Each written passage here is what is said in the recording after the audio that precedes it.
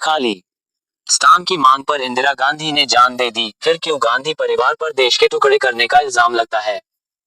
किस भ्रम में हो आप? पंजाब में भिंडरावाले को किसने खड़ा किया था? और इंदिरा ने कब खालिस्तान के कारण जान दी थी? अगर आपकी स्मृति कमजोर नहीं है तो आपको याद होगा कि इंदिरा गांधी करपात्री जी महाराज के पास पीएम बनने का आशीर्वाद लेने गई थी, क्योंकि करपात्री जी महाराज का आशीर्वाद कभी निष्फल नहीं जाता था। तब करपात्री जी ने कहा था कि मैं आशीर्वाद तो दे दूंगा, लेकिन मेरी एक शर्त है कि पीएम बनते ही सबसे पहले गौहत्या के विरुद्ध कानून बनाकर गौहत्या बंद करनी होगी। इंदिरा जी ने वादा किया कि पीएम बनते ही सबसे पहला कानून गौहत्या के विरुद्ध बनाऊंगी और देश में गौहत्या बिल्कुल बंद कर दूंगी। करपात्री जी महाराज के आशीर्वाद से इंदिरा गांधी पीएम बनी। इसके करीब 2 महीने बाद करपात्री जी महाराज इंदिरा जी से मिले और उनका वादा याद दिलाकर गौहत्या के विरुद्ध कानून बनाने के लिए कहा, तो इंदिरा जी ने कहा कि महाराज जी अभी तो मैं नहीं हूँ, कुछ समय दीजिए। कुछ समय बाद करपात्री जी फिर गए और कानून की मांग की, लेकिन इंदिरा ने फिर टाल दिया।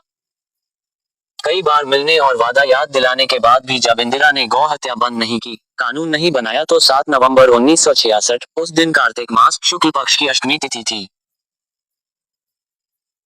जिसे हम आप गोपाष्टमी नाम से जानते हैं, को देश का संत समाज शंकराचार्य अपने छत्र आदि छोड़कर पैदल ही ने आम जनता के साथ गायों को आगे आगे करके संसद कूच किया। करपात्री जी महाराज के नेतृत्व में जगन्नाथपुरी, ज्योतिष पीठ व द्वारका पीठ के शंकराचार्य, वल्लभ संप्रदाय के 7 पीठों के पीठाधिपति, रामानुज संप्रदाय, मध्व संप्रदाय, रामानंदाचार्य, आर्य समाज, नाथ संप्रदाय, जैन, बौद्ध व सिख समाज के प्रतिनिधि, सिखों के निहंग व हजारों की संख्या में मौजूद नागा साधुओं को पंडित लक्ष्मी नारायण जी चंदन तिलक लगाकर विदा कर रहे थे।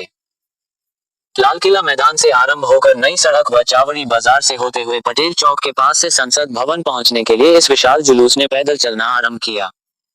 रास्ते में अपने घरों से लोग फूलों की वर्षा कर रहे थे। हर गली फूलों का बिछौना बन गया था।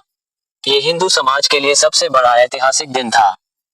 इतने विवाद और अहम की लड़ाई होते हुए भी सभी शंकराचार्य और पीठाधिपतियों ने अपने छत्र, सिंहासन आदि का त्याग किया और पैदल चलते हुए संसद भवन के पास मंच पर समान कतार में बैठे। तो उसके बाद से आज तक ऐसा कभी नहीं हुआ। नई दिल्ली का पूरा इलाका लोगों की भीड़ से भरा था। संसद गेट से लेकर चांदनी चौक तक सिर ही सिर दिखाई दे रहा था। कम से कम 10 लाख लोगों की भीड़ जुटी थी, जिसमें 10 से 20 हजार तो केवल महिलाएं ही शामिल थीं। जम्मू कश्मीर से लेकर केरल तक के लोग गौहत्या बंद कराने के लिए कानून बनाने की मांग लेकर संसद के समक्ष जुटे थे। उस वक्त इंदिरा गांधी प्रधानमंत्री थी और गुलजारी लाल नंदा गृह मंत्री थे। इस सिंहनाद को देखकर इंदिरा ने सत्ता के मद में चूर होकर संतों, साधुओं, गायों और जनता पर अंधाधुंध गोलियों की बारिश करवा दी। हजारों गाय, साधु, संत और आमजन मारे गए। गोरक्षा महाभियान समिति के तत्कालीन मंत्रियों में से एक मंत्री और पूरी घटना के गवाह, प्रसिद्ध इतिहासकार एवं लेखक आचार्य सोहनलाल रामरन के अनुसार इस गोलीबारी में कम से कम 10,000 लोग मारे गए थे। बड़ी त्रासदी हो गई थी और इंदिरा गांधी के लिए इसे दबाना जरूरी था। ट्रक बुलाकर मृत, घायल, जिंदा सभी को उसमें ठूंसा जाने लगा। जिन घायलों के बचने की संभावना थी, उनकी भी ट्रक में लाशों के नीचे दबकर मौत हो गई। आखिरी समय तक पता ही नहीं चला कि सरकार ने उन लाशों को कहां ले जाकर फूंक डाला या जमीन में दबा डाला। पूरे शहर में कर्फ्यू लागू कर दिया।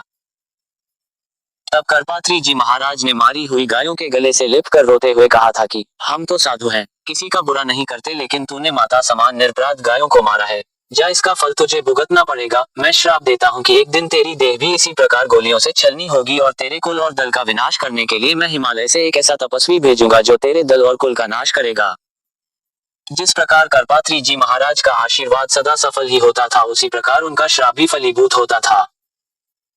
इस घटना की चर्चा गांव गांव में बच्चे बच्चे की जुबान पर थी और सभी इंदिरा को गालियां, बददुआएं दे रहे थे कि हत्यारी ने गायों को मरवा दिया, इसका भला नहीं होगा, भगवान करे ये भी इसी प्रकार मरे, भगवान इसका दंड जरूर देंगे।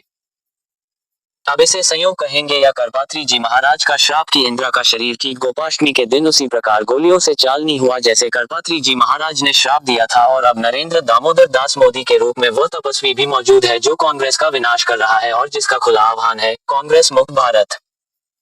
आपको शायद पता होगा कि मोदी ने लगभग 6 साल हिमालय में तपस्या की हुई है और वे भगवान शंकर के अनन्य भक्त है। अब आप खुद सोचिए, क्या ये संयोग है?